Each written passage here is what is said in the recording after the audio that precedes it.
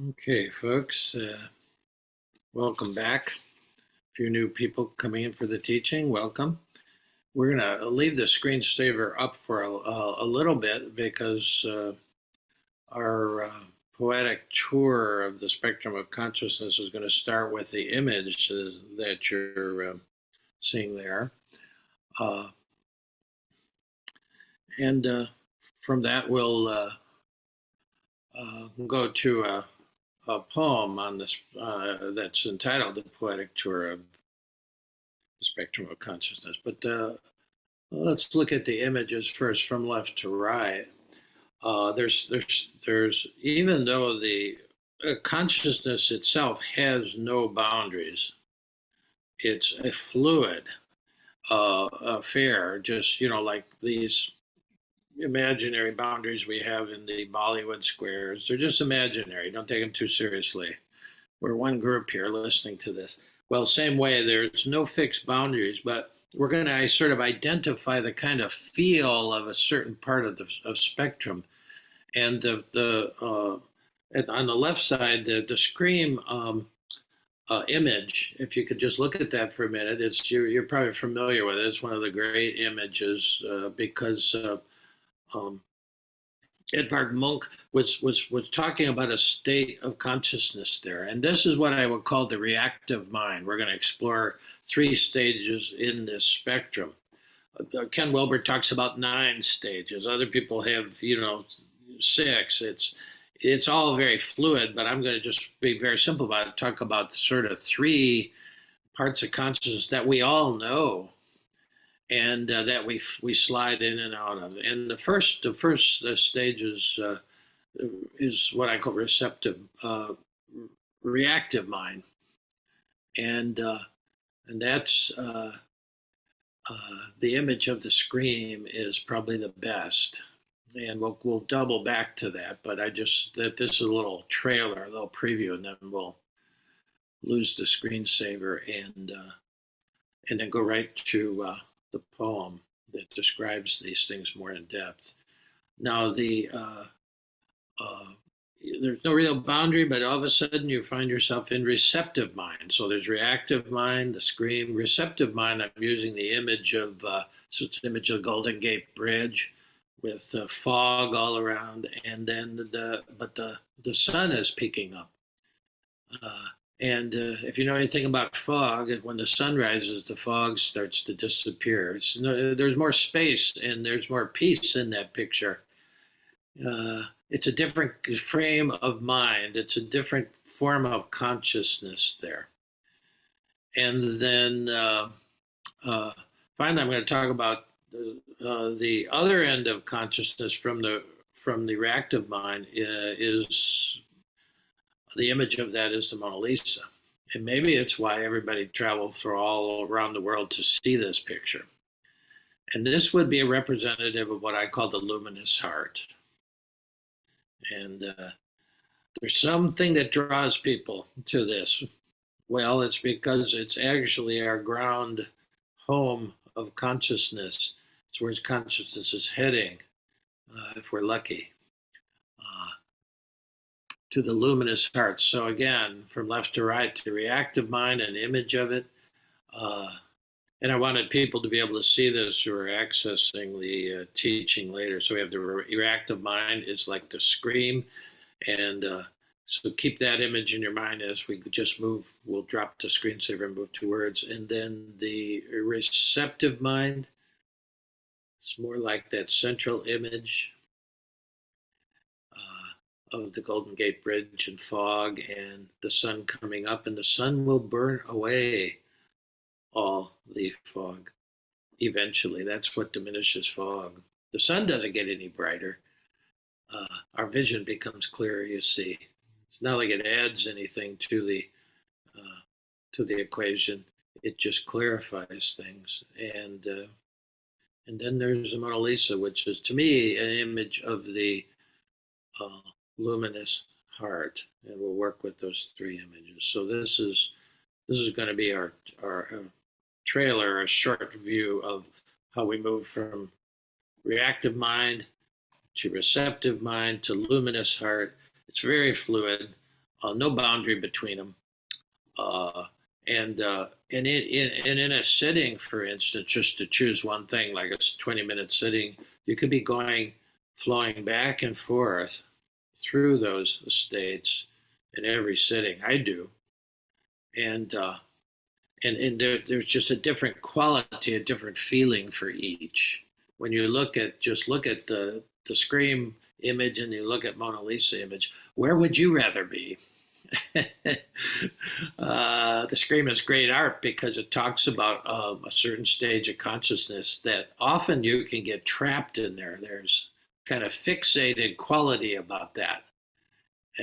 Even though they're both single figures in a landscape, the feeling is very different. So I really want to go into that a little bit more. So I'm going to drop the screensaver, but so take a good look, and I think you'll be able to have that image in your mind. Okay, so I'm going to work with the poem now. And I'm going to just run through it one time to give you the flow of it, and then we'll double back to there's sort of six little mini poems in this 250 word poem, which is a long one for me. As you know, my poems are not long. But here it is: the poetic tour, a spectrum of consciousness, from reactive mind to the luminous heart. So just let it sort of wash over you, and then we'll double back to each and spend a little time with a few key images in each of the poems, just to give you a feeling of each of these, you can't even say parts, each of these regions of consciousness that we have all traveled through. You've been in every region of this consciousness, so we just want to identify them a little better. So, okay, from reactive mind to luminous heart. And this poem will be on the Monday email out, so you'll have a copy of it if you're interested in it. But for now, just let the images just wash over you and just get the feel of it. To live in the reactive mind is like spending your life trapped in a phone booth with a bumblebee. To live in the reactive mind is like spending your whole life trapped in a phone booth with a bumblebee. You can open the door anytime and leave, but your mantra is the bee you know is safer than all the bees that you don't know.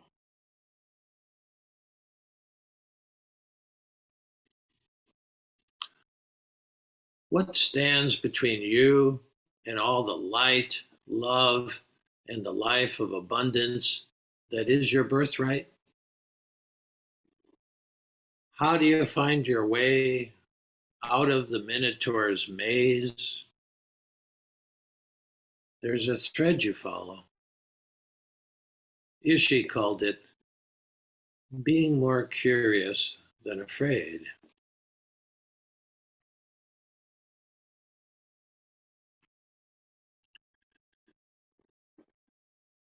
When does the bread cease to be the bread and become Christ? When does the host cease to be the host and become you?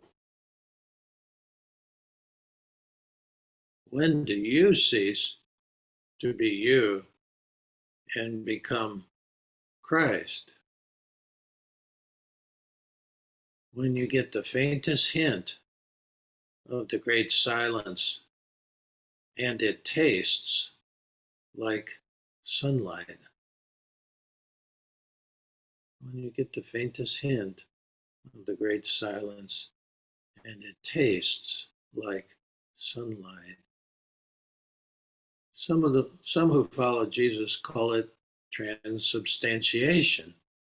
Some who follow the Buddha call it the one taste.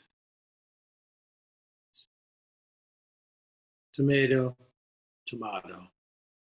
Either way, it's a game changer.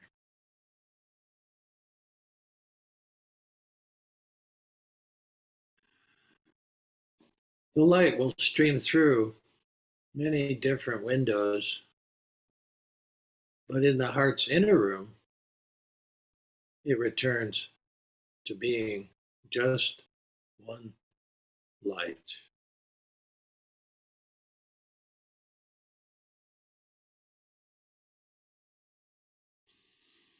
When you are ripe enough to forget the self while folding laundry or at the bedside of a dying loved one, and in either case, you feel intimately at home in the luminous tangles of loving providence,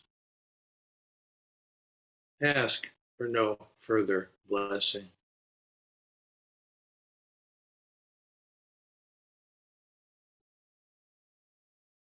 Our world heals only as we heal.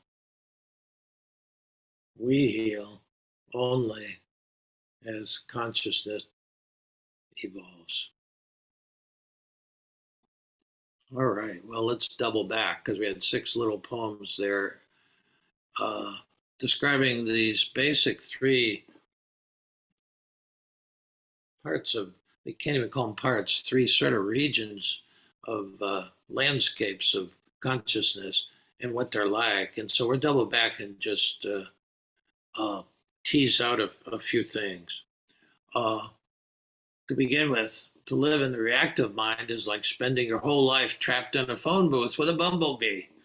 Just the image. You know, what would that be like? Well, be very threatening. It'd feel claustrophobic. You know, it's the epitome of reactivity and threat. Well, this is our default setting when we come out of the womb, where this is our default setting is the reactive mind. That's why when something happens surprising or traumatic, we go right back there and we feel reactive. You know, something comes out of your mouth, you do something, you know, you wish you hadn't done later, but we just react. That's a part of consciousness. And again, it's our default setting, our default operating system when we come out of the womb, because we needed it at that time. We can't, you know, we're just trying to get survival, security, affection, and esteem. We're just trying to survive, and so this is our default setting.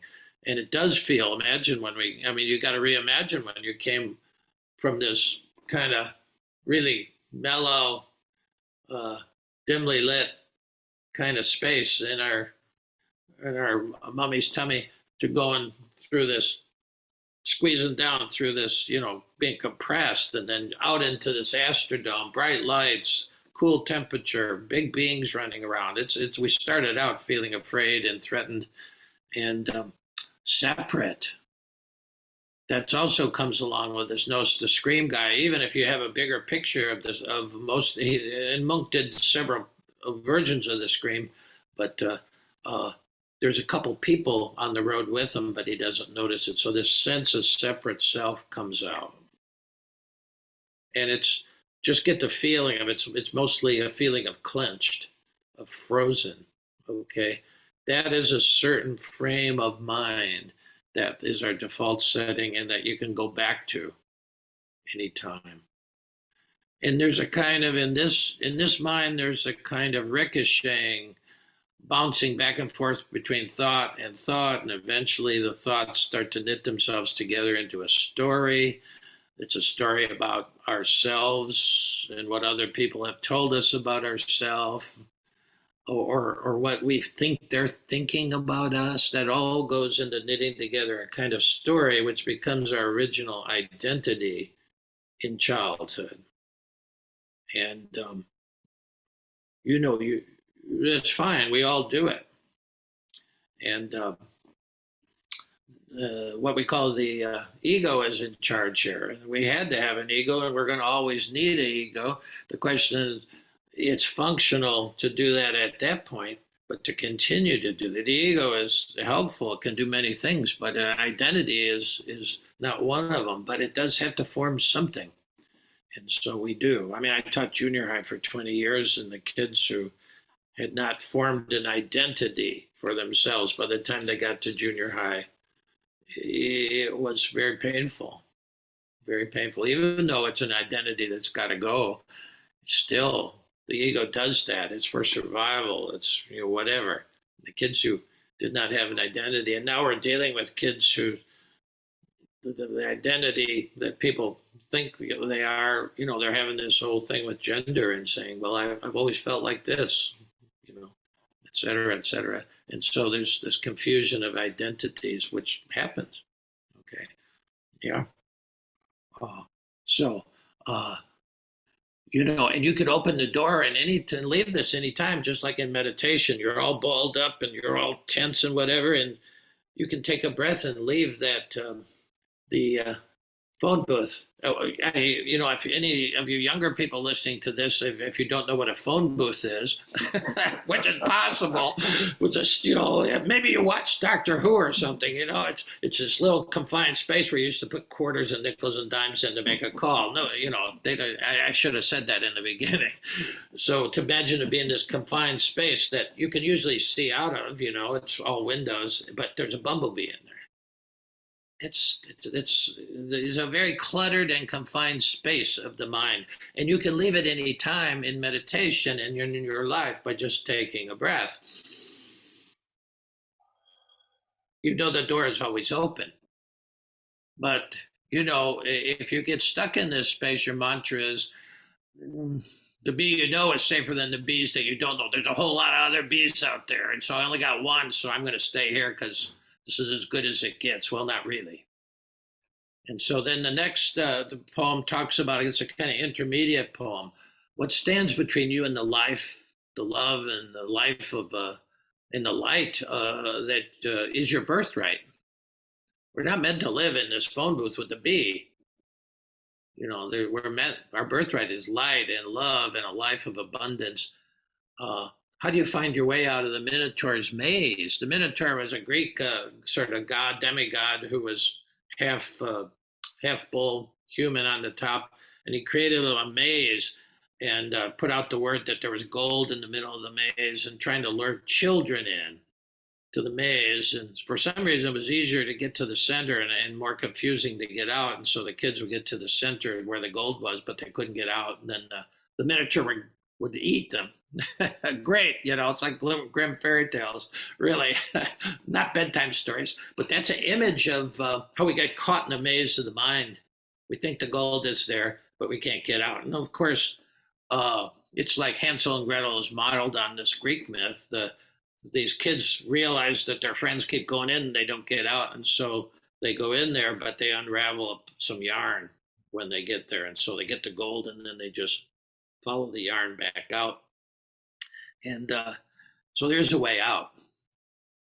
There's a thread you follow, as the poem says. Ishi, who was I'll tell you about the story. We don't have that time now, but he was a Native American who said, and he was in hiding from civilization. He was the last of his tribe to actually be extinguished by the people in California. And finally, he just walked into town because he was more curious than afraid. And that's what gets you out of the phone book. At some point, this is the kind of thing when you do meditation, most of the time you're in the, you might know this feeling. You spend most of the time in the phone booth, thinking,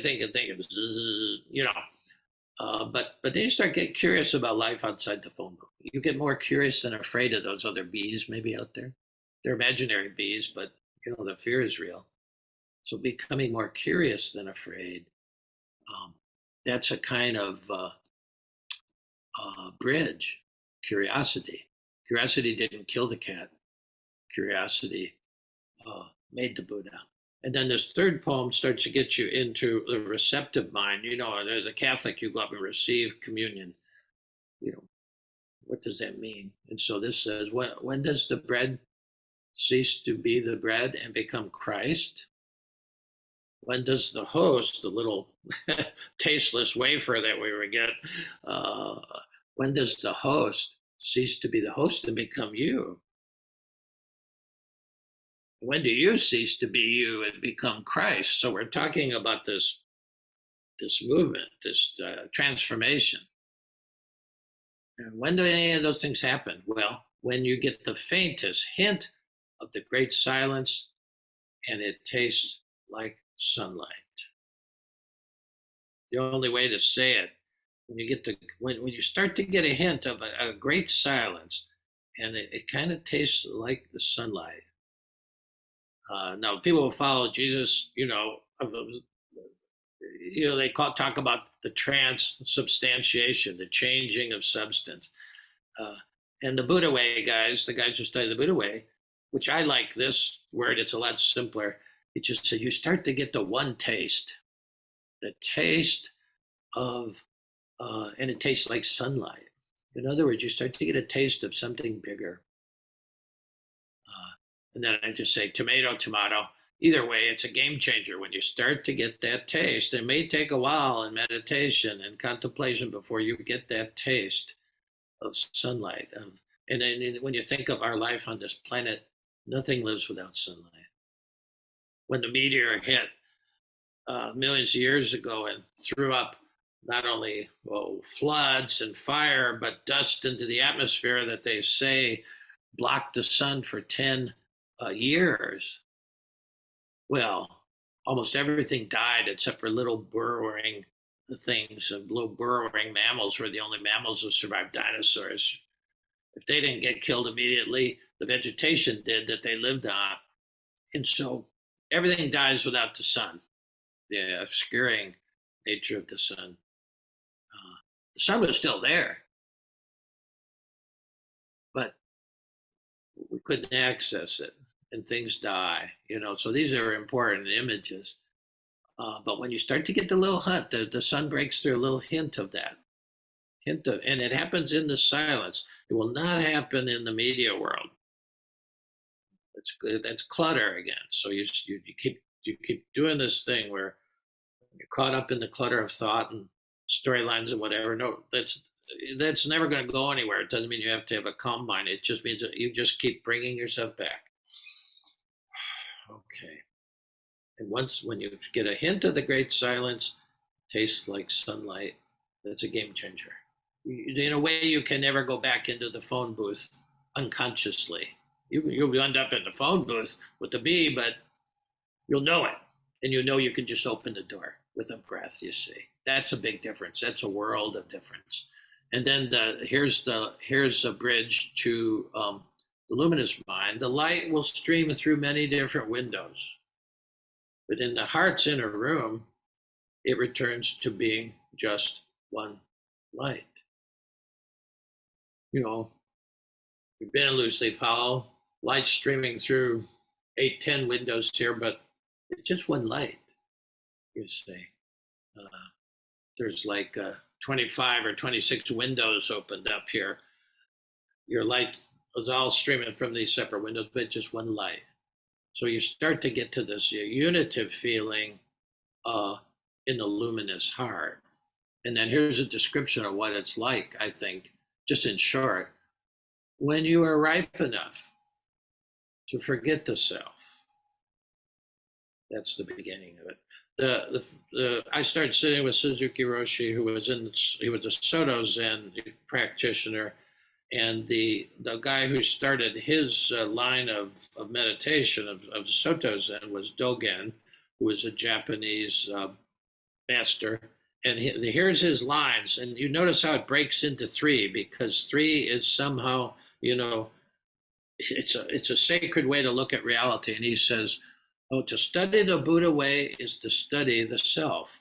That's what we're doing right now. To study the Buddha way is to study the self. To study the self is to forget the self. To forget the self is to be enlightened by all things. Isn't that beautiful? But that's what we're doing here.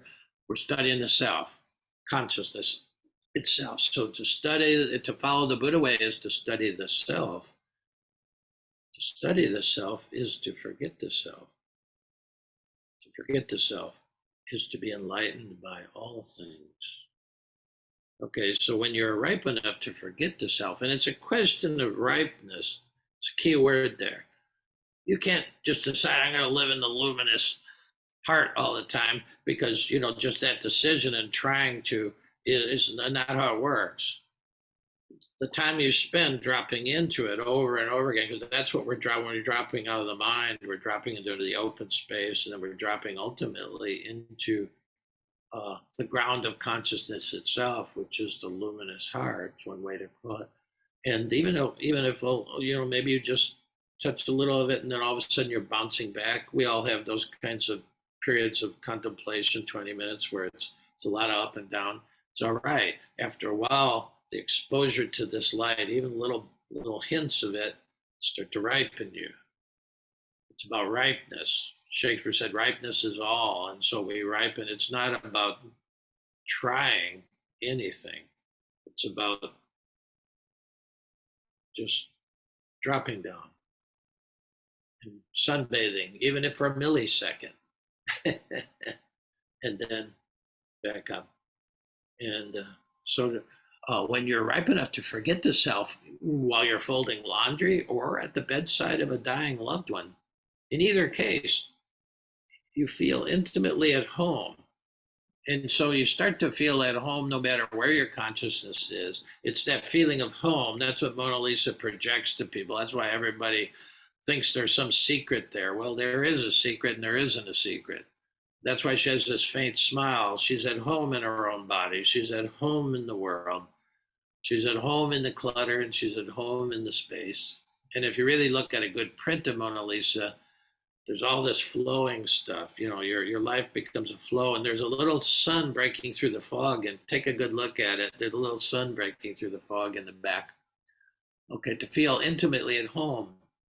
And then this image, in the luminous tangles of loving providence. I'm not going to explain that. I'm just going to put it out there as you start to feel at home in the luminous tangles of loving providence. That's the only words I can try to throw at it. You start to feel at home in the luminous tangle of loving providence. And then my last line is, when you get there, ask for no further blessing. Yeah. Now, we're throwing words at it. We're throwing images up. And that's sort of what the receptive mind at its best does. See, because there's a kind of ego shift that happens. The ego is, doesn't have to go. The idea of I'm going to slay the ego and I'm going to be egoless. Well, that's one of the great projects of the ego. Gotcha. Because you're planning, you're striving, you're doing, so that's one of the, great projects of the ego. No, but the ego, if you can imagine the ego in the reactive mind, imagine that like ice, okay, like ice. And it's just like the screen picture. It's frozen in a one position, okay, and it's all contracting into the mind. So that's the ego will always try to keep everything the same, frozen like ice. Now, as you explore the reactive mind and actually spend more time there in the space, sun starts to come through. You see, then it melts into water, a flow. It's the same ego. It's just this clingy, frozen affair. We needed it when we were young, but as we get older, as we get riper, it melts into water and it flows. Life starts to have the feeling of flow to it. You see, thoughts, feelings, stories gradually fade too. What fades is their claim to your identity. I've worked with a lot of people. One woman from Nashville, her mother told her at age 4 and I've mentioned this before, but it's so shocking. It makes her mother told her, "Honey, you're not very pretty and you're not very bright. You better get yourself a man." At age 4, at age 4, and her story was so wild because that first man she got was her father who abused her, and the woman married 5 husbands. Each one of them was just like her father. I met her when she was on her 5th husband, and that was her last husband, as far as I know, because she finally saw that she was doing the same thing. Because that was her identity. I'm not very pretty and I'm not very smart, so I better get a man. And so the pattern with clothes, it was it's amazing when she saw it, and that she had lived into through 5 marriages and didn't see she was doing this. She was just following her mother's advice. That was her identity, you see. We all my oldest sister was told in the 2nd grade that she was dumb. The nun said, "All right, children, you're in the 2nd grade now. Don't just put your first name on the top of your paper, put your whole name." And Diane Zorantonello couldn't quite fit it on the page or couldn't quite manage it. And the nun picked up the paper and she said, "Class, can you imagine that a 2nd grader would be so dumb that she couldn't put her whole name on the paper?" Live with that story. That's where we forge our identities. It's not only what people have told us, you know, you know, we're doing, it's sort of also after that what we think people are telling us, what we think they're thinking about us. Imagine that that's our identity that we forge, you know. And so that does fade in this when you spend more time in the receptive mind, and that's where contemplation really comes in. And then, you know, finally, when you spend more time dropping down as far as you can, and then you bounce into, you just are pulled towards that luminous heart. After a while, you go from self-centered kind of identity to a love-centered identity, whatever what that means. When Jesus was hip to this, he said, "You must uh, yourself must die, so you're born again." Well, he's talking about like Nicodemus couldn't quite figure it out. He was trying to figure it out, but he's got this idea of you've got to die to these old stories. You got to die to these more restrictive forms of life, and then be born. Tomorrow is everybody's story, Christian or non-Christian. You can resurrect. Say you can resurrect, um, and to that. Now, the 3 stages in several traditions, they talk about the 3 stages of the spiritual path, going back to the uh, uh, reactive mind. The first stage, in Christian terms, it's called purgative. You have to purge. You have to clean. Uh, Dante has to walk through a wall of fire. It's this idea of purgatory. It's not some place you hang out and spend time. It just means you have to. It's the same reason that Muslims clean their face and their shoes. They take their shoes off, clean their feet, wash their hands before they go into the mosque. There's a sense of uncluttering, of cleaning. Van Morrison has a great song called "My Job is Cleaning Windows." That's my job too, by the way. Helping people. What good is a window if it's totally caked with mud? The light can't come through. So really, that's what meditation is. We're cleaning windows so that the light can come through. You see, it's very simple. It's like when you're driving behind a truck and it's just barely, it's in the winter and it's just barely like misting, and then you're behind this truck, you can't get from, and your windshield is you can't see anything out of it, and so you turn your wipers on and we can spray some fluid on it, but that this is actually what we do every time you notice you're up in the cluttered reactive mind. You take a breath, especially in the out breath. Out breath, everything sort of relaxes a little bit. Sometimes, if you're in trauma or if depending on your personality, it might take a few breaths. In the centering prayer, they have a sacred word. If you need a little bit more oomph to try to just get out of that phone booth, Get out of that constricted space. More spacious, say, more peaceful. And then some light can get in. Now you're cleaning the windows, you say, and light can get in that image, you say. Yeah. So then that's why the image uh, the stage, it's not really a stage, it's just the feeling of the receptive mind is illuminative. So you got purgative and then you illuminative. Once you relax and you start cleaning the window, a little light comes in. And so sometimes you do get illumination during these uh, periods of sitting. And that's when you come out. Merton would come out of it and he'd write. See, that comes along with this relaxing is there's enough space in it's not total. There's enough space in there to where light can get in. And that's why they call it the illuminative stage. Illumination happens. Pay attention to it. That's what you're listening for. Okay. Uh, and so you hear a thing, you get a word, you get a clue. Light comes through, and then the final stage is called unitive. So it's purgative because you don't just like hang out in one stage. When we sit, the work is always you start with purgative because we all come in. The consciousness stays this way for a while, clear, clear, and then things happen. Shit happens, as they say, and it gets all stirred up. So you gotta.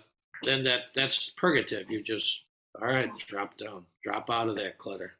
See, all right, and so then that's the illuminative. Then some light can come in, and then when you're like Merton on the street corner, these are big events.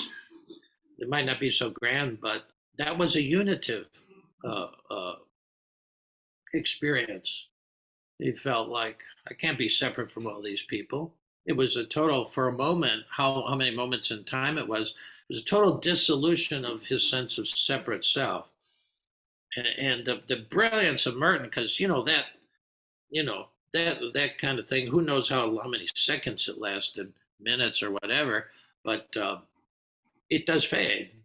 But can you live in light of it? Can you actually experience that and know how important that is? When he said, I cannot be separate from these people. It changed his whole life. Merton lived the last 10 years. He wrote about different things.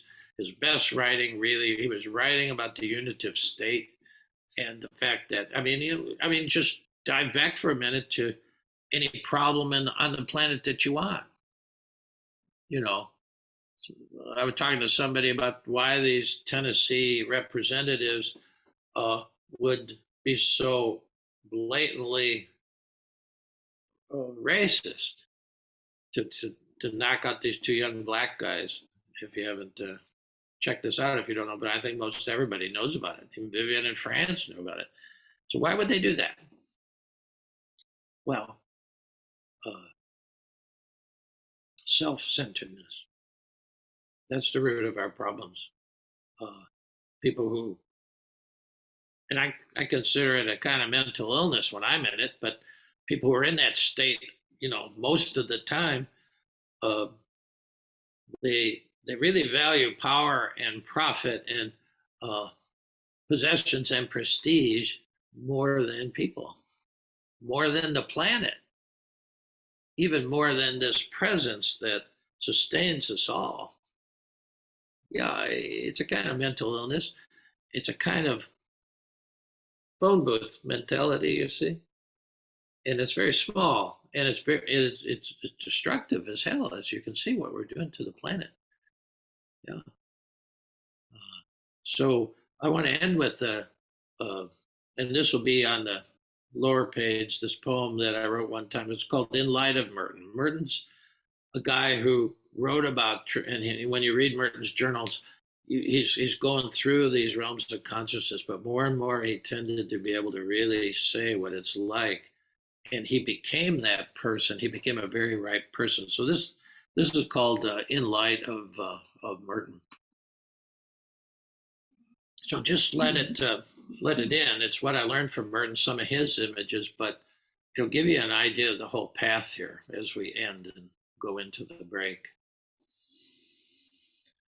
The true nature of our being is an infinite spaciousness which is untouched by sin and illusion. It's a truly fecund openness which is unstained by the fantasies of our mind or the brutalities of our will. Merton called it le point vierge, a French phrase he got from reading Islamic texts from North Africa. They were written in French. He called this luminous heart le point vierge, the virgin point. And he said it's like a pure diamond blazing with the invisible light of heaven. It's like a pure diamond blazing with the invisible light of heaven. And then he says it's in everybody. That's the kicker. You don't need to add anything to reactive mind to move into receptive mind.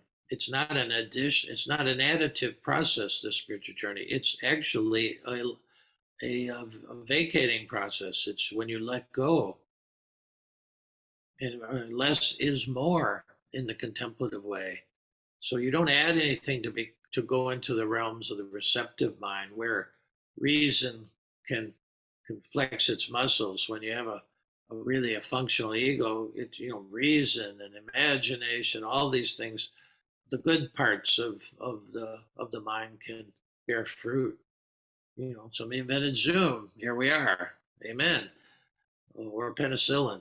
These things are great things that come from the functional ego mind and the receptive mind. You're open to ideas and new approaches. So that's great. And he says, but this deeper ground of being, it's in everybody.